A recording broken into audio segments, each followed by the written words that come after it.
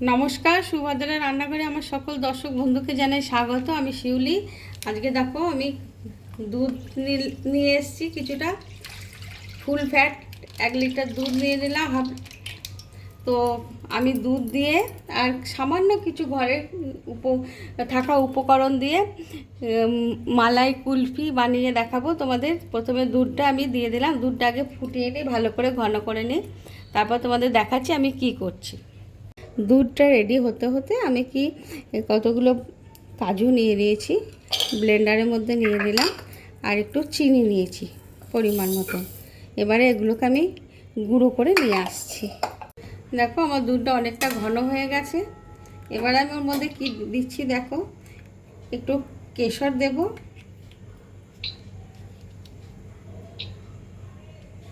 কিছুটা কেশর আমি দিয়ে দিলাম,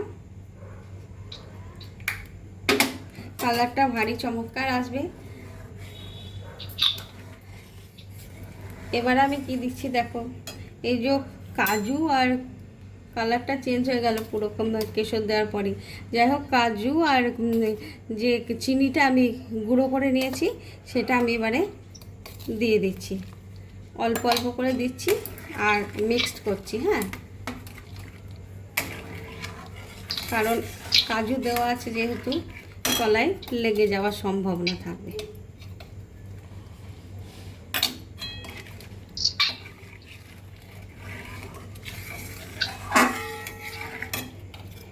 ভারী চমৎকার কালার এসে গেছে।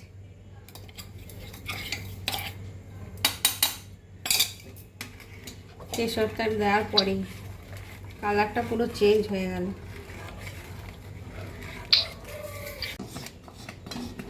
দেখো আমার অনেকটা ঘন হয়ে গেছে প্রায়। এবারে আমি একটু এলাচ গুঁড়ো দিয়ে দিচ্ছি। হ্যাঁ, এলাচ গুঁড়োটা দিয়ে জাস্ট আমি 2 থেকে 3 মিনিট ফুটিয়ে নেব, দিয়ে গ্যাসটা অফ করে দেবো। গ্যাসটা অফ করে দিয়ে থিকনেসটা দেখো, ঠান্ডা হবে কিছুটা, ঠান্ডা হলে তারপরে আমি মোল্ডে এগুলোকে ঢালবো। এবার আমি কিন্তু গ্যাসটা অফ করে দিচ্ছি, একটু ঠান্ডা হোক।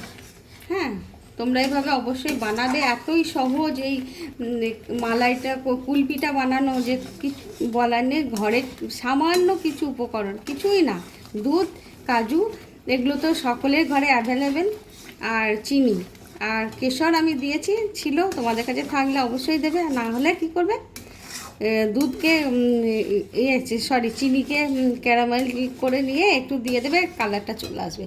ঠিক আছে, আমি গ্যাসটা তাহলে অফ করে দিলাম। কুলপিটা দেখো একদম ঠান্ডা করে নিয়ে এসেছি। এবারে আমি এই যে মোল্ডটা নিয়েছি, মোল্ডের মধ্যে এগুলো আমি সব আস্তে আস্তে করে ভরে নেব। সুন্দর হয়েছে দেখেছো।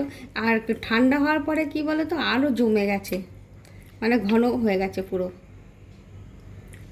এইভাবে আমি সব মোল্ডের মধ্যে ভরে নিচ্ছি। হ্যাঁ, ভরে নিয়ে রেডি করে নিই। তো দেখো আমি মোল্ডের মধ্যে সমস্ত ভরে নিয়েছি। এবারে এটাকে একটু ট্যাপ করে দেবো। হ্যাঁ, যাতে ভিতরে হাওয়া না থাকে। এবারে আমি চাপাগুলো লাগিয়ে দেব। দেখো এবারে আমি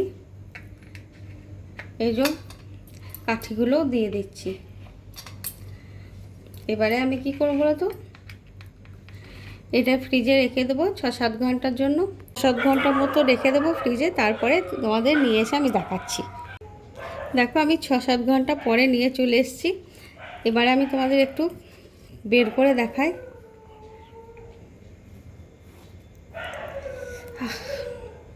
হা হা, দারুণ হয়েছে।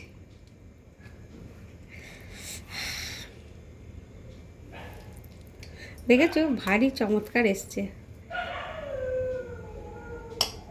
তোমরা এভাবে কিন্তু অবশ্যই বানাবে, বানিয়ে খেয়ে আমাকে তোমরা জানাবে তোমাদের কেমন লেগেছে। হ্যাঁ, হা হা হা, আর খুব সহজভাবে আমি বানিয়েছি, সেরকম তেমন কিছু উপকরণ দিইনি। এগুলো একদম বসে আছে, এখনও বেরোচ্ছে না। যাই হোক, আমার এখনও দুটো বেরোয়নি, একদম জমে গেছে একদম। তোমাদের এগুলোই আমি দেখিয়ে দিচ্ছি। ঠিক আছে, ওপর থেকে একটু আমি দেখো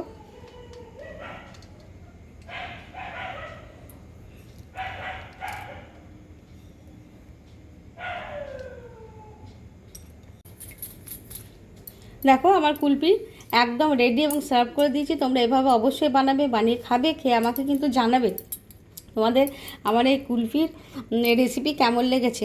অসম্ভব সুন্দর খেতে হয়েছে, অসম্ভব, একদম বলবো একদম মানে নরম তুলোর মতো হয়েছে, একদম ক্রিস্টাল জমেনি, দেখেছো একদম হাতে গলে যাচ্ছে। যাই হোক, তোমরা সবাই ভালো থেকো, সুস্থ থেকো। তাহলে আজকের মতো টাটা।